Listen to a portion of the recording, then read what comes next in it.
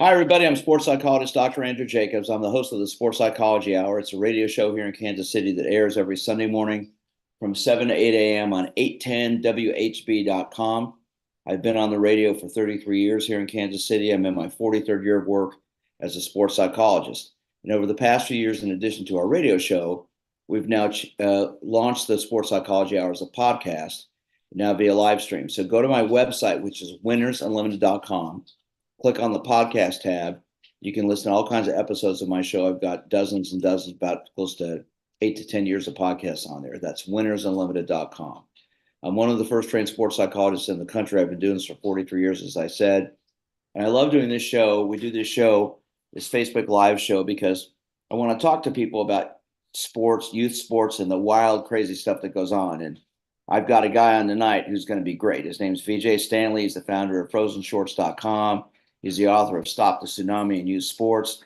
So, Vj, thanks for joining us tonight. I'm really excited for you to be here. Thanks for having me. Let's have some fun. Well, we're the same age, so we grew up back in the 60s. And when I played youth sports, we go up to the grade school around the corner from my house, played football and baseball. I had the wraparound driveway. We'd play basketball. There weren't all these organized teams starting at 4 and 5 and 6. I remember in sixth grade, a couple of my friends started playing 3 and 2 baseball. That was the first year they could really play it in sixth grade.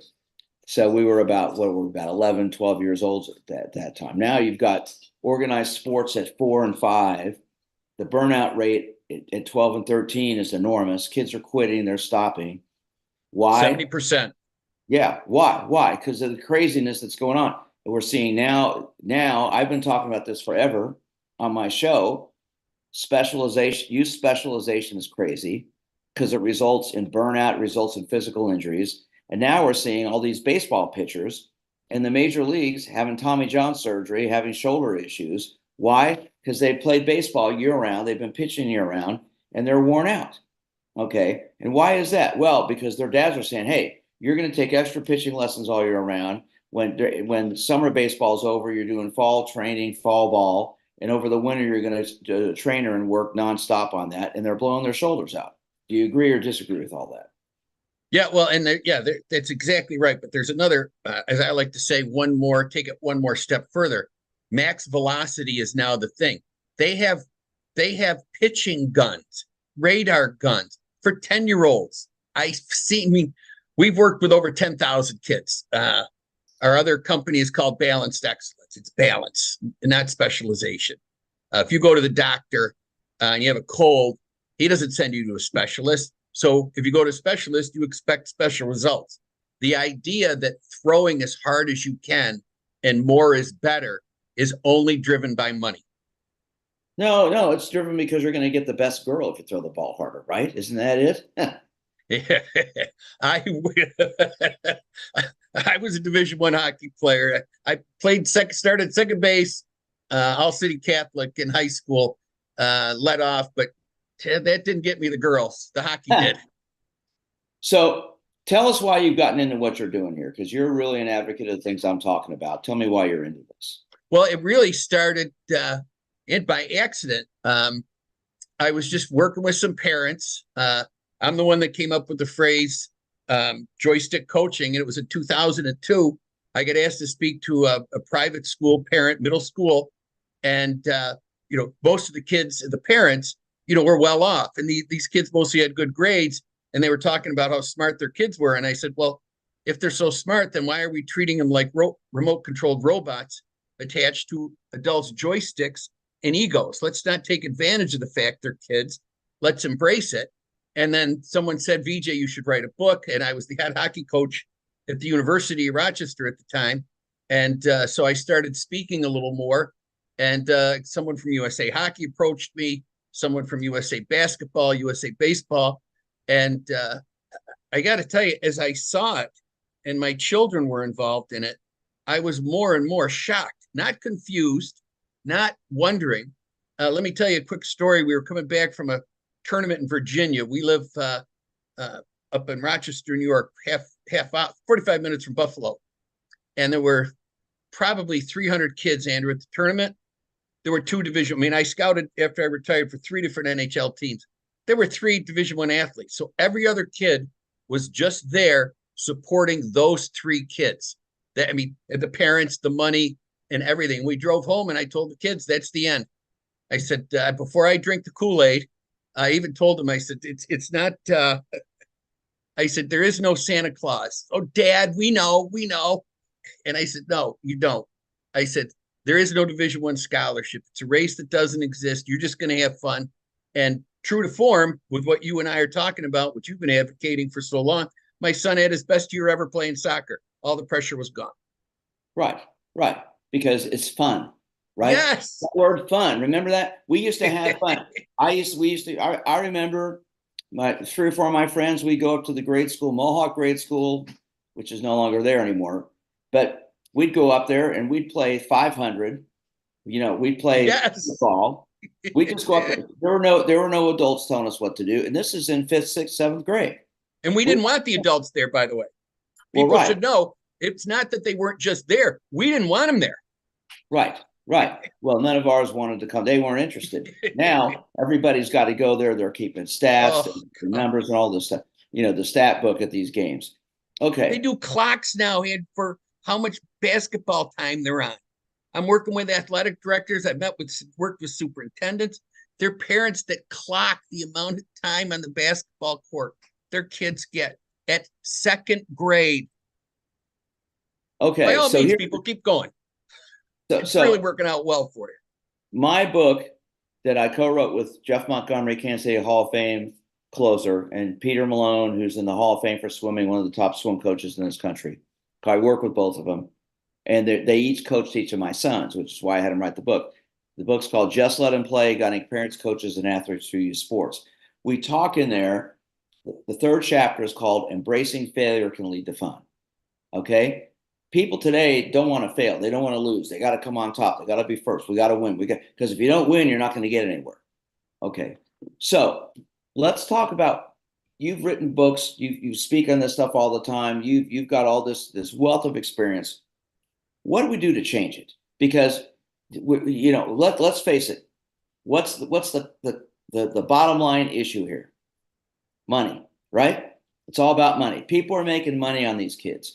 Uniforms, trophies, rewards, travel tournaments, the whole thing. There's all this money out there. Some people said, hey, we can make a lot of money here. So what are they doing? Putting on tournaments. Oh, by the way, here are the uniforms you have to buy. Oh, by the way, here are the trophies you get. And here are our fees, right? And so what do we do to change this now? Because the burnout rate, like, is 70% by age 12. Kids are quitting. The fun is gone. They don't want to play anymore. So what do we need to do? All right. People aren't going to like this one. I will. Yeah. This is true. I told my wife before I came on, I said, this is the guy I could really be bluntly honest with, and he's not going to stop me. I said, honey, we've got the guy. I like to say it's a simple solution. It's just not easy. It has to start at the schools. This nonsense where parents can go over the coach's head to the athletic director, to the school board, to the school president, and shame these coaches and get them to quit and pressure them and buy them. I can tell you hockey and baseball stories over and over where I'm speaking where these incidents are happening. First and foremost, you've got to stop reading in kindergarten with forced reading. It has to be fun. Let the kids bring their own books. And people don't talk about this. They go, oh, we need to talk about sports. No, you're missing the whole point of the base of the kid, his growth. And by the way, no kids are equal. No kids are the same. So stop treating them the same. They learn at different spots. They learn at different ages. They learn different ways. So you let them read. In Finland, they don't get them pre-prosed reading until they're 7. And they found that the kids that read what they want fly past the kids at 10 that are forced to read. That's the very first thing. Stop this forced reading. Second thing is, what the heck are you doing testing kindergartens in gym? Okay. Oh, wait a minute. We don't call it gym anymore. No, you don't call it gym anymore. We still call it gym. It's not physical education. It's gym, which is short for play. let them play, throw the ball out, make sure nobody gets hurt, one for safety, and let them play. Next thing is stop this nonsense at recess where we take, wait, one more thing about gym. We're only going to do it 2 days a week. So what we're going to do is make 6, 7, and 8-year-olds sit in a chair and face the front of the room for 7 hours a day, because little kids aren't active at all. This is just a phenomenal thing for them to do for their mental and physical well health. Force them to sit in a chair and do rote. Then once you do that, get them physical or gym every day. Recess is physical. After school activities, we call it EPUT. We have a 20-point program for youth sports coaches in high schools, middle schools, and elementary schools. Once you do that, then you get these kids to play, and we call it EPUT, equal play under 10. You have to teach them the love of the game. What we're doing, it's like giving someone a head start in a race. Like you're taking a Kentucky Derby horse, just for the view, and putting him 6 lengths ahead. The only thing is the kid at 6, 7, 8, 9, and 10 may have lucked out with a little bit of advanced coordination. But now what you do and what you talk about, which is outstanding, is you tell these people, no, we all have to just relax and let the kids play. Because what happens, they start to put value on play. And once you do that, it stops being play, it becomes performance, which is just unbelievable that you're letting a child perform. These little kids that do the little tiny girls at the beauty pageants. Then the next thing is you have to stop the parents yelling during games, period. Once they yell, they're gone. You are so on. I want to show you a picture. This is my almost 7-month-old granddaughter. Well, he needs a personal trainer. This is my almost 7-month-old granddaughter. This is part of my big incentive for doing this right now with my oldest son right there. My God, she's so cute. Yeah, she is. That I'm assuming that's her dad? That's my son. Yeah, that's her. Yeah. Let me just say something quick to your son, because after I retired from coaching, was a professional stand-up comedy. You think it's all fun and games right now, but when she's 13 years old, walking down the hallway in middle school, and that little boy walks by her and he loses his mind, you're going to hope that Smith & Wesson still is around. Yeah. Well, I've got 2 sons. This is the one that has a child so far, and he gets it because he's lived this whole thing through me. So let me ask you something here. So one of the big things that I do in my practice, and I work with athletes all over the country, actually out of the country, because with these podcasts now, I'm getting people contacting me from all over the place. One of the big issues is the lack of coaching education about mental health. And we're talking about parents, but I get kids that come in who are cursed at, physically threatened, challenged by coaches in middle school. I had a young man today who is an incredible runner. He's in 8th grade, or excuse me, 7th grade. He's already won all these awards for how fast he is. He's on his middle school track team. He was sick last week, so he didn't go to practice, left the coach a message, came back the next day. The coach said, "You got to run extra because you weren't here yesterday." Okay. And this young man said, "Coach, sorry, it's not happening. I'm not going to ruin my legs because I was sick yesterday." I get kids that come in my office who are verbally and have been physically abused by these coaches. I think one of the things that we have to do, and I want to get your thoughts on this, is educate coaches on mental health.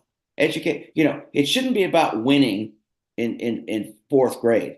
It should be about learning skills, having fun, and developing. And berating kids, insulting them, degrading them because they lost or screwed up, calling them names, cursing at them. What is accomplished from that, from your perspective?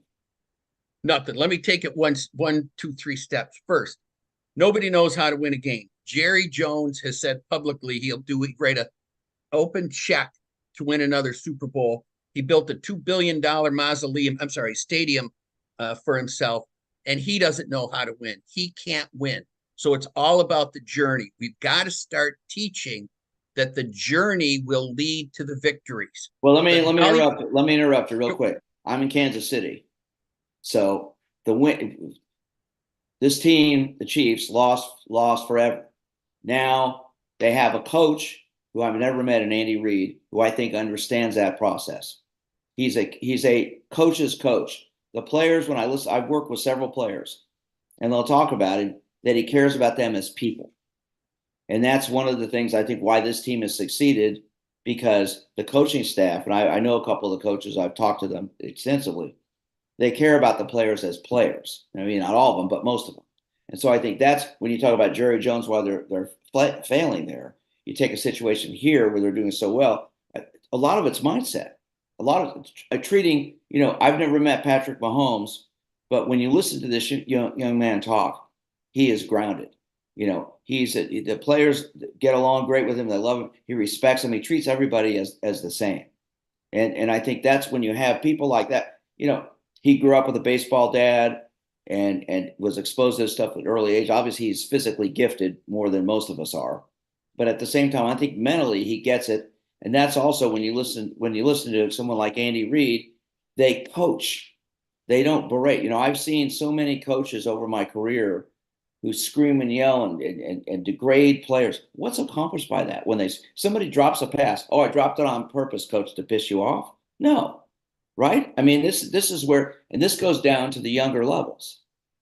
All right. So go on. Let's get really down to the heart of the matter. If I'm correct, and I am, nobody knows how to win a game. And it is about the journey. And listen, I was head coach at college for 21 years. We never once told our players we had to win a game. So, and I've talked with NHL coaches, division, all coaches. You ask them, they'll say, and I call it the Tiger Woods. He wants to be in the hunt on the back nine in Augusta. They want to put themselves in a position to win the championship. But 75% of coaching, 75% of coaching is about relationships. And let me explain that to your viewers. I'm my father's son and I'm my brother's brother. That's called a reciprocal truth. There's no way in that triangle that there isn't a truth. However, where there's lightning, there is electricity. When there's electricity, there isn't lightning, a non-reciprocal truth. These people have confused trust and respect. Trust is a reciprocal truth, and it's way more important. You don't respect the game. You don't. So what happens is they're under pressure outside from the organization, which is this program that we have, and that they don't get it, that you cannot force a victory. And I'm going to be really blunt with you people. How many times as a coach, if you shortened the bench and lost, you're losing every single player on that team that didn't play because he or she now knows it doesn't matter what he or she does, you're not going to play him. So let me ask you this. At work, do you have somebody yelling at you? When your kid's taking an exam, is the teacher yelling? Is the dad outside going, it was B? I mean, I did this for a presentation, USA Hockey. It's now a national commercial. The idea that we can force a child, we're the only species that have children, that have offspring that need to be attached to us when they're out of the womb and born. So there is an inherent trust there. And we are blitzing that trust by saying it's performance. And I'm going to tell you why they're doing it is because they don't want to lose their place in line, Andrew. They're so fearful. This whole youth sports thing is based on fear now. High school, based on fear. If you miss the practice, just what you said about the kid. Everything is fear, and nobody is willing to say no. And you and I say no. You're hitting it right on the head, Vj, and I agree with you 100%. And this comes back to, I have a lot of sayings that I use. One is, a good coach is a good psychologist, a bad coach is a sports psychologist. Good coaches are good communicators. Great coaches are good listeners. A great coach takes the time to understand the kids that are on his team. Why are you on my team? He's the high school basketball team. Why are you here? Well, I love basketball. Why are you here? I want a scholarship. Why are you here? Because my parents are making me be here. Why are you here? Because the girls like it when they see me in shorts. Whatever it might be. Okay, but a coach is going to get to know why they're there. A coach is going to take the time to understand. And then when somebody screws up, okay, the effort's there, but they screw up, you don't berate them. You don't degrade them. You don't cuss them out. You talk to them, hey, we're going to work on this in practice to help you figure out what went on there. Degrading somebody. Now, if somebody's misbehaving, that's a whole different deal. We're not talking about that. What we're talking about here is when you're playing, I've seen it when my kids were growing up. I've shared this story many times. When my youngest son Gregory was about 11, we're playing youth baseball, rec baseball, not competitions, rec baseball. The team in front of us is playing. Young man gets a second. It was the middle of July, 110 degrees here. Middle of the afternoon on Sunday. Young man gets a second. Coach is telling him to steal a third. He trips over his own feet, takes 2 steps, falls on his face. The coach in the dugout turns around. We were sitting 5 feet behind the fence. Kicks the fence. The helmets and the bats fall off the rack. Takes his hat, slams it down. Young man comes in the dugout, grabs him by his neck, and throws him against the fence. I'm sitting right behind. I said, "Hey, what are you doing?" He goes, "F you," and drops the kid. At which point, the first base coach comes in and grabs him. "What are you doing?" This kid's on the ground crying, and they're sitting there struggling. I'm like, when this young man was a sophomore in high school, his dad brought him to me. Said I should have brought him that day. He goes, the young man at this point, he was about 6'2", real athletic looking kid. He said, "Dr. Jacobs, ever since that day, I've had no confidence. I'm scared." You think? Yeah. Well, we worked through it. Took a couple months, but we worked through it, and he was able to move on because he was a smart kid and he had wonderful parents. But that issue was still, why would you do that? Because as a coach, you're insecure, right? Yeah. Let me give you an example. And now I'm a college coach, but I'm also the youngest high school coach in the history of Monroe County, 23. Which is where New York?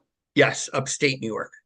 So as a college coach, at home and on the road, we had 2 locker rooms. The second locker room, Andrew, was used only for me in between periods to talk to the guys alone, away from the team, alone, away from the team, in a calm voice about what they should or shouldn't. We never yelled at the kids on the ice. We never yelled at them when they came back on the bench, because again, this is where we're supposed to be training them life skills. So what you're saying then, when you yell at that kid, that it's okay for your boss to yell at you at work. Well, no, it's not. So what you're doing is just repeating it. And what we've gotten to the point with coaching is, I call it, it's called TV coaching. Whatever they see on TV.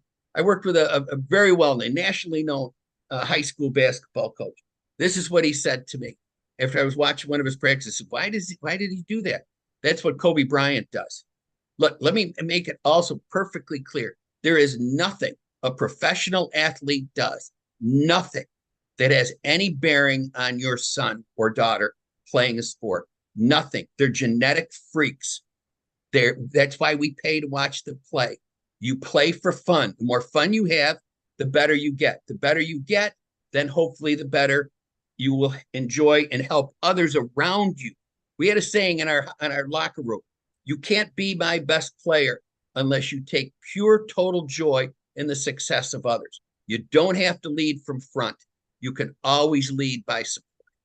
Okay, so Vj, what do we do? What do we do? It's got to start in the schools, Andrew. I mean, that's where they spend 7 hours a day. What we're trying to do is, I call it acupuncture.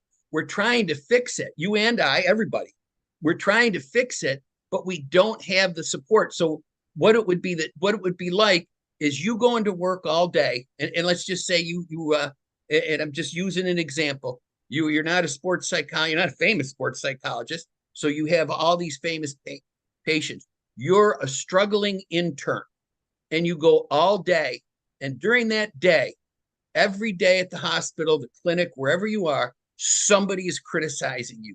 Somebody is giving you instructions. Someone is telling you what to do. Some adult power figure, authority, I don't use the word authority, power figure is critiquing what you're doing. 75% of these kids' waking moments is filled with instruction, correction, and non-positive. Okay, the brain fires the synapses. It's 6 times as likely when they fire that you will have a negative thought. In our program, we tell the coaches, you have to say 7 positive to 1 negative to overcome that. Research, I always say this, research says for the normal person, it takes 12 positives to overcome 1 negative. So when you say I can't do it, you have to say I can do it, I can do it, I can do it, I can do it, I can do it, I can do it, I can do it, I can do it, I can do it, I can do it, I can do it, I can do it. I can do that with one breath because I've been on the radio. The fact of the matter is, but for athletes, I say maybe not be 12, maybe 6 or 7, like you said, but competitive athletes. So it has to start in the schools. We're talking about education, educating coaches and teachers about success and failure, winning and losing. I have a Super Bowl jersey in my office from one of the Chiefs players I've worked with. And he has on there FOE. And that's something that he and I work on. Focus on effort. I call it FO versus 4. FR is focus on results. When he goes out to perform, his concentration, how can I do my best right here? It's not about winning or losing. It's about how do I do my best? If I succeed, great. If I don't, why didn't I succeed and how can I get better? That's why he's been so successful, because he's taken that mindset and he's applied it to what he does. That's what I've done for years with the Olympic teams, pro teams, all these people. One person, just an example. So I worked for 20 years with Tom Gordon, who pitched in the major leagues, had the major league record 54 saves in a row. Thomas has 2 sons who played. D. Gordon played for the Marlins for a while. His younger son, Nick's playing for the Marlins right now. D. Gordon won the batting title and the stolen base title when he played. And Thomas had 54 saves in a row. Our focus was one game at a time, one inning at a time, one batter at a time, one pitch at a time, kiss. Keep it simple, stupid. Okay? That was his approach. It was just the next pitch. If he gave up a hit, he gave up a hit. He focused on the next pitch. That's why he was so successful, because his mindset was on his effort. And I think if we can go down to the lower levels and look, failure is going to happen, right? You're going to fail, you're going to lose, you're going to screw up. But that's okay, because that's life. But if you degrade kids and insult them and cut them down because of that, what does that do for them, VJ? Yeah, we use it's picayune, but we don't use the word failure in all our present. It's failing. There's a huge, people have somehow or another twisted the word failure into being a personal thing. So we just say, okay, and this is youth sports in a nutshell. Play, fail, play some more, fail, succeed, have fun, have more fun, repeat. See, I'll tell you what, with next time you talk to Mr. Montgomery, I would like you to ask him this question, because I've done it. And when I break it down with these guys, nobody knows how to throw a strike, because nobody would be able to walk a guy with the bases loaded in the World Series if everybody knew how to throw a strike. So what you have to do is put yourself in a position, because once that ball leaves your hand, like I work with a bunch of high school and JV, well, middle school coaches. They're calling pitches, Andrew. The kid only has 2 pitches. So I said to him, I said, what about the relationship between the catcher and the pitcher? Don't you think, because that's what you really do, get the guy in a position to relax. Like, we never did a rah-rah speech. You get Montgomery and Gordon, these guys, in a position to relax. Once you're relaxed, that's when you do your best. It's not football for 10 seconds and you smash somebody guy in the head. It's youth sports. Let them feel good about themselves. And you can still have accountability. But no one knows how to make a free throw. Why would somebody miss a free throw if everybody knew how to make a free throw? It just goes on. Patrick Mahomes, he does not know how to complete a pass 100% of the time. Montgomery doesn't know how to throw a strike 100% of the time. So look, a Hall of Fame player gets out 7 out of 10. So we're missing what you have said all along, is we're trying to be this result orientated, because like I said, testing kindergartens, because we want to quantify talent, and you can't. Coaching is an art form. It is not a science. Nobody should coach 10-year-olds without talking to the gym teacher if of that age group, to find out what it is that makes these. Do you know a 9-year-old cannot see a ball coming at him properly, or her, at 50 miles an hour? They don't. Yeah. Their eyes haven't developed enough. What are you doing here, people? We were working with a youth organization. They were throwing pitches and changeups to 10-year-olds. So I got them to put on their like throwing darts from their knees. The team's batting average went from 200 to 400 in 3 weeks. So I'm going to give you, as we wrap things up, you and I can talk forever on this stuff. I'm going to give you the example of exactly what you just said, why it works. 1993, Toronto Blue Jays are in the World Series. Game 5, or let's see, Game 6, excuse me. They're losing 5-3. I believe it's to the Mets, if I remember correctly. Anyway, they're losing 5-3. It's in Toronto. It's the bottom of the ninth. There are two guys on. The guy that's up at bat makes an out. The guy in the on deck circle is Joe Carter. I know Joe. I've had him on my show. And I asked him, what was going on in your mind when you're in the on deck circle? He said, Andy, I'm sitting there and I'm looking around and everybody's cheering, everybody's happy. And I'm like, man, this is fun. This is what I grew up thinking about. It's the bottom of the ninth. It's the World Series. I'm coming up. There's two guys on and two guys out, and we're down by 2. I'm going to swing the bat and see what happens. And on a 2-2 pitch, home run, Blue Jays win the World Series. Joe's told me, he goes, I can go to Toronto. I don't have to buy anything. Still to this day, what is that? Almost 30 years later, 31 years later, because he was just having fun. And what does he do? He hits the game-winning home run in the World Series because he was having fun. That's what it all comes down to. So if we can start to educate people, that's where you say in the schools and with these youth sport leagues, with these coaches, to get them to understand all of this, it's going to make a big difference on these kids' lives. And then maybe they'll start having more fun and the burnout rate won't be 70% at age 12 anymore. Can I give you one quick story before we go? Sure, go ahead. We're coaching we're played in the quarterfinals. The arena's packed. It's hockey, college hockey. We're down 1-0 after the first period.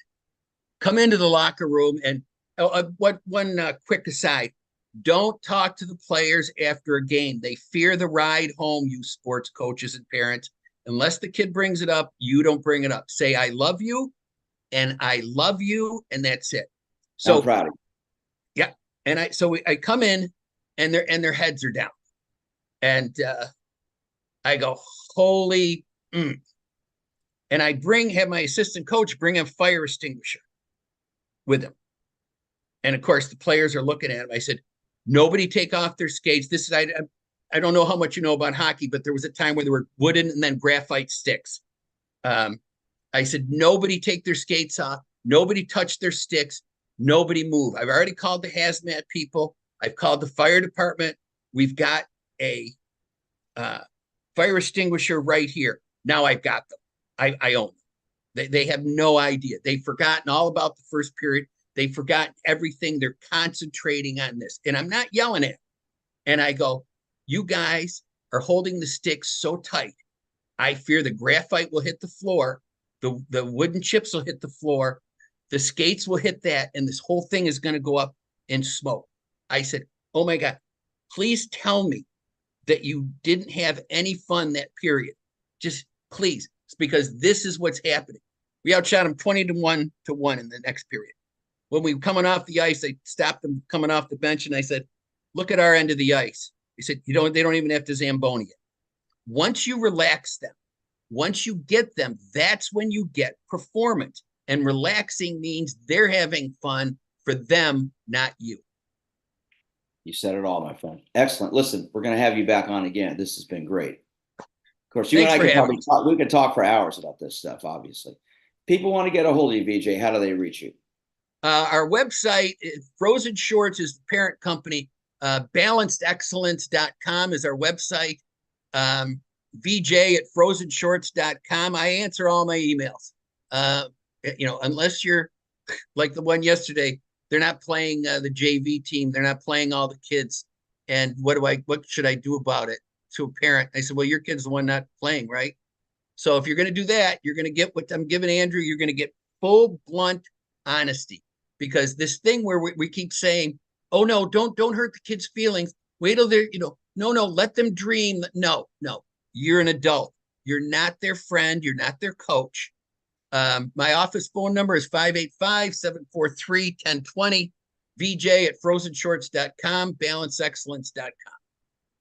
Well, and by the way, listen more to this guy, right? Don't listen to the head of youth sports organizations that are involved in a $40 million a year industry. Listen to this guy. Thank you. Thanks for being on. You're going to come on again. I love this. This is awesome. If you liked our conversation tonight, go to my website, winnersunlimited.com, click on the podcast tab. You can listen to episodes of this show. The VJ show will be on here within a day, and I'm going to have him back on again. And listen, my radio shows every Sunday morning, 7, 8 Central Time, 810WHB.com. Tune in. It's a call-in show. You can call in, ask questions. You can always get a hold of me at my website, winnersunlimited.com. Thanks a lot and have a great week.